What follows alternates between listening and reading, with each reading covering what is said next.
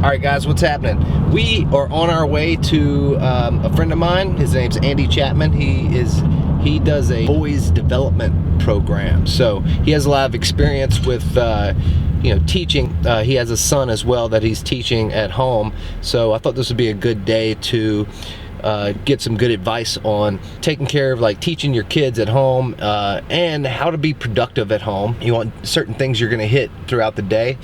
And also he has a lot of experience, like, teaching kids meditation. I think we'll have a lot to talk about.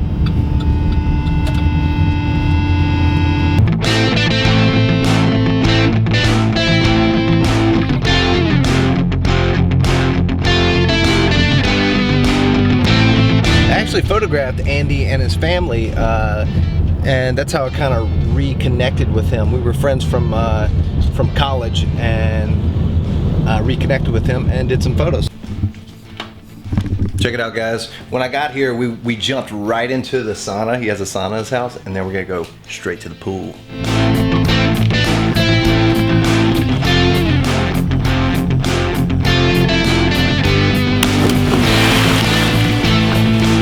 Oh, all right, I feel better.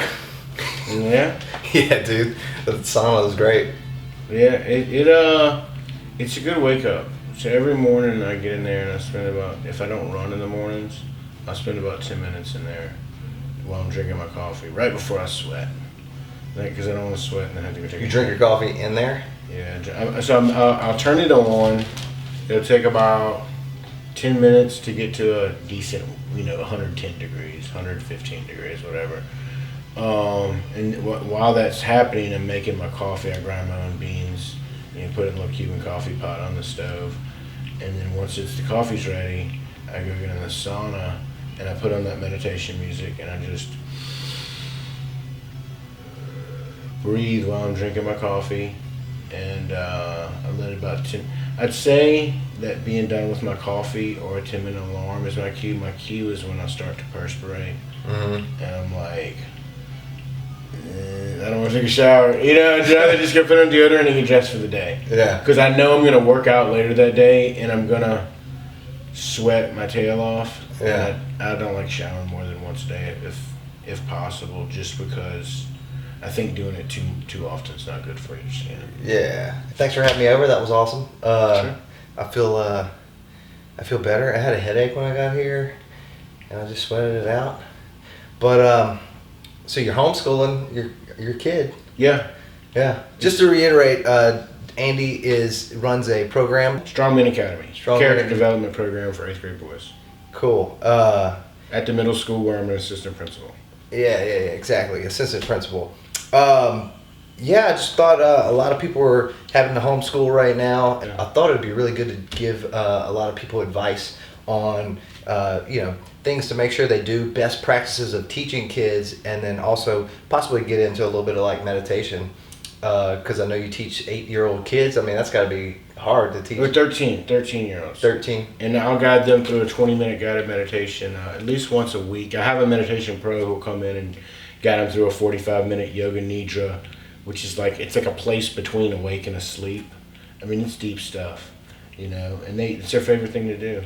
That's their favorite thing to do? Yeah, the 13-year-olds, my 8th graders, yeah. Brandon, not so much. That's pretty funny how He's they not like there it. yet. What do you think they like about it? I think it's a level of peace in their lives that they don't experience very often. I think there's something to stillness and a level of self-awareness. Maybe not the level you and I get on when we meditate, because we've just had more experiences and we put more thought and time into it. Mm-hmm. But I think it's just the idea of breathing and not thinking. And I think it's the more society evolves and we devolve in a certain way with the social media, and we constantly have some fuzziness going on in our head. We're always distracted. We're always a lot of it's toxic. A lot of it is just thinking about, oh man, what my dad said to me last night pissed me off, or like, oh, my girlfriend, she's such a jerk for doing this. And it's just rolling through your head. Yeah. And it sounds weird, but you really will have that thought about 180 times during the day. And then when you're not having that thought, you're like, this teacher's getting on my nerve. And it's all stuff that doesn't exist. That's it's gone. just a story you're telling yourself in your head because you didn't pre-program yourself at the beginning of the day to have happy, positive thoughts. Mm-hmm. You know, if you wake up at the beginning of the day and you start with gratitude and you thank God or your maker or whoever you believe in for everything you're grateful for, that's going to put you in connection with your maker, with your source, who provides you energy.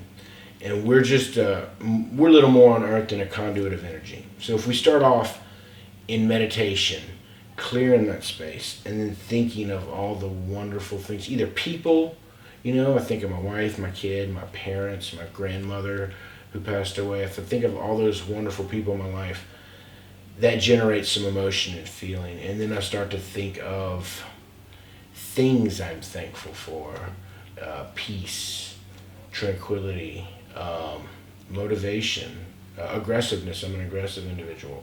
So I'm grateful for that because it allows me to achieve what I want to achieve. Love, adversity. I welcome adversity. Yeah. You know, and I'm thankful for it. So once we're thankful for all this stuff, we're kind of already in a positive place, and it puts us in touch with our maker, our source, that we get our energy from. And then it allows us to have the energy to execute all day. Mm-hmm. And you talk about getting all the cortisol and all the stress out your life instantly. You're there. And the more you do this daily, I feel like the more you can overcome the obstacles pretty regularly.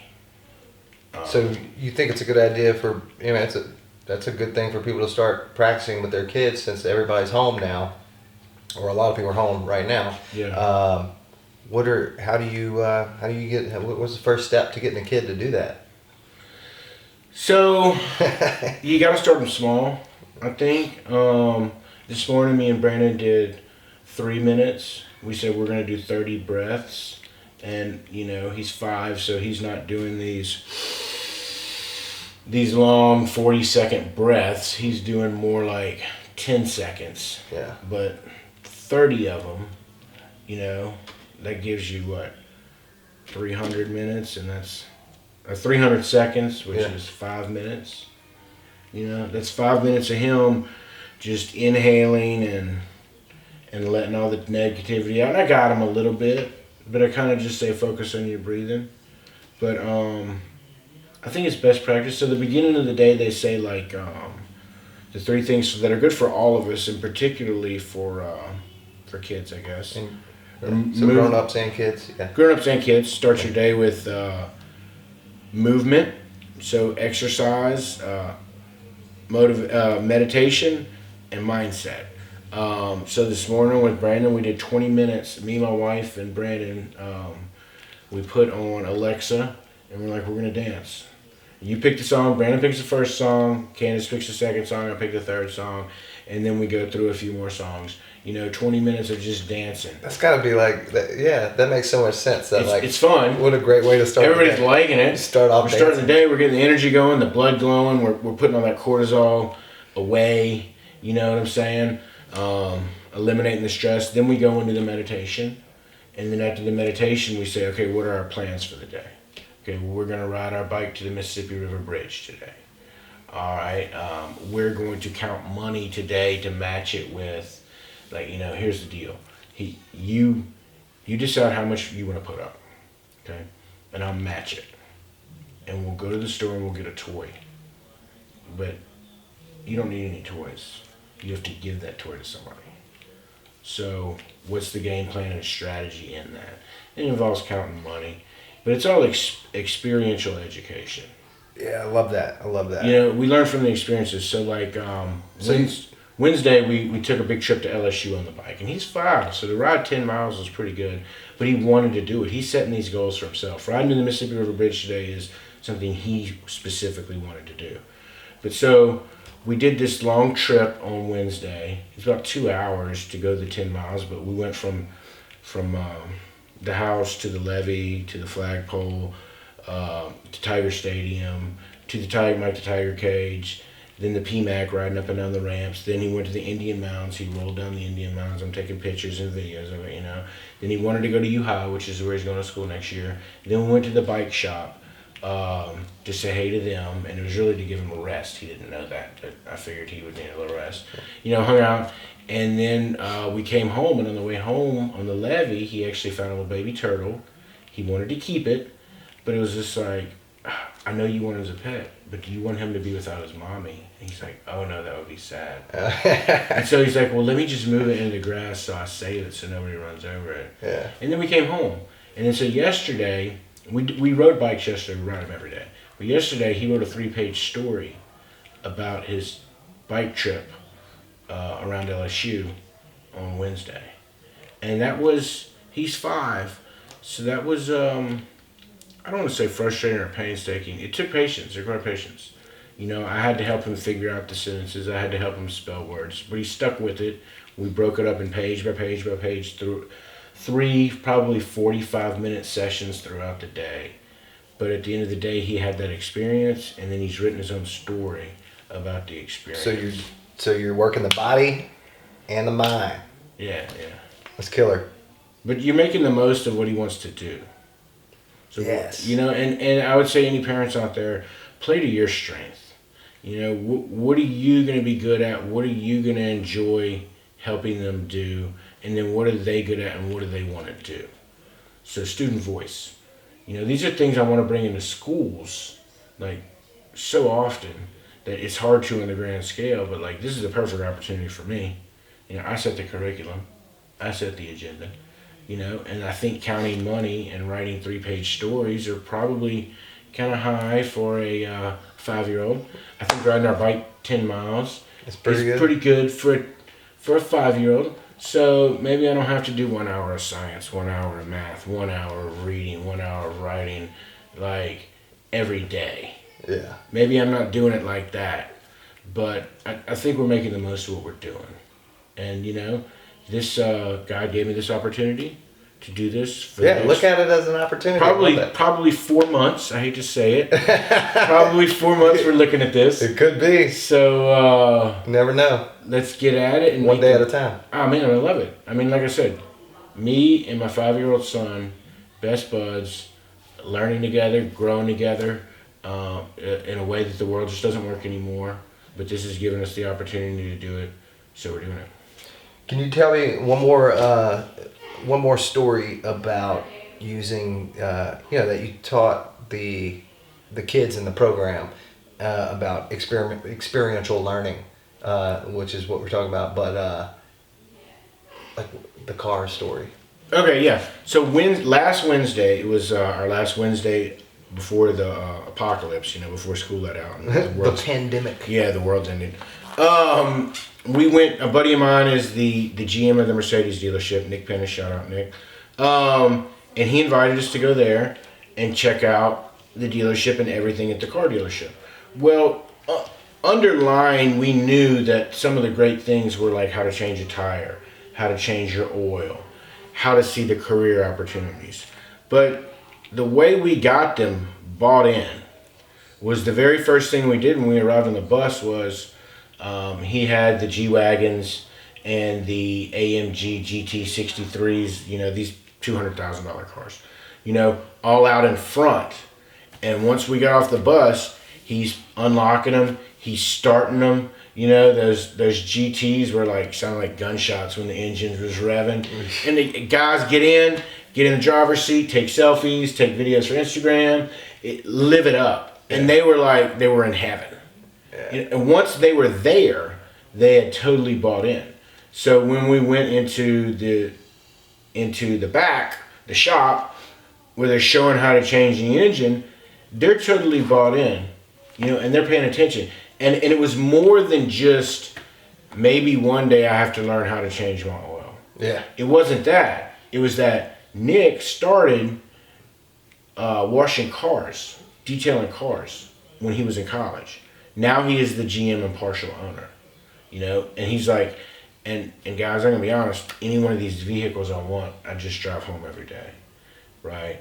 So to them, it's like, oh my gosh, you can start at the lower jobs. So when they're looking at how to change the oil, it's more than just maybe I might have to change my oil one day. It's, hey, I could start in a job like this guy that's changing oil is doing, and work my way up. So let me pay attention to what he's doing. When it came to changing the tire, the same deal.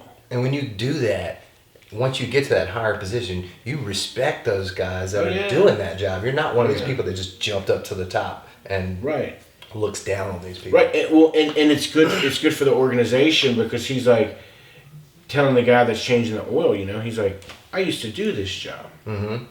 So, and I'm here now. But the reason I'm here now is because I did a hell of a job at every single job I had here, and he's had just about every job there is at the Mercedes dealership. So they really believe in quality there, and they focus and they pay attention and they do their best. And the kids felt that, they understood that culture, and they got a lot out of it. Mm-hmm. So, and they all got a white Nike Ben's hat on the way out. Yeah, they got a little go bag. It was pretty cool. That's cool, man. Yeah. I think that was good. That's good stuff to help people look at, looking at this whole situation in a different way and like how positive things can be to think of it working. It's part of that mindset deal. This is an opportunity, one that you're probably not going to get again for a long time. So hopefully, the world doesn't freaking shut down again like this anytime soon. Yeah. But while this opportunity is here, let's seize it. Let's think about what we really could teach our kids and get in depth with them about, and then what they would really want to do. There he is. What's up, buddy? I'm gonna show you Brandon. Because Brandon, we're doing an interview. Brandon, come here. Look at that camera. Tell them where we're going on our bikes today. Going to the Mississippi Bridge. Nice. Right. How long of a ride is that? Very long. Did you have a hard time doing 10 miles the other day? No. Nah, no problem, huh? What was your favorite thing we did on that bike trip? Save turtle. Save the turtle on the way home, huh? You saved a turtle, man. He's like his mom when it touches his heart. It matters most. All right, buddy. High five. Y'all have fun on that trip today. Stuff? That's coffee. Thanks, guys.